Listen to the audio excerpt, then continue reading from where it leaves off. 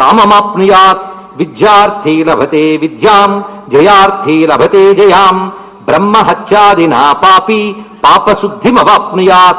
వంధ్యాపి లభతే పుత్రం, కన్యా విందతి సత్పతిం. క్షేమార్థీ లభతే క్షేమం, భోగార్థీ భోగమాప్నుయాత్. మంగళార్థీ మంగళాని, గుణార్థీ గుణమాప్నుయాత్.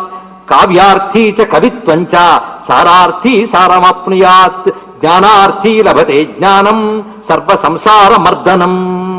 ఇదం స్వశ్చయనం ధన్యం, గారుడం గరుడేరితం. ఫలశ్రుతి ఎంత మధురంగా ఉందండి. అసలు పురాణం కంటే ఇదే బాగుంది కదా. కొంతమందికి స్తోత్రాల కంటే ఫలశ్రుతులు భలే ఉంటాయి.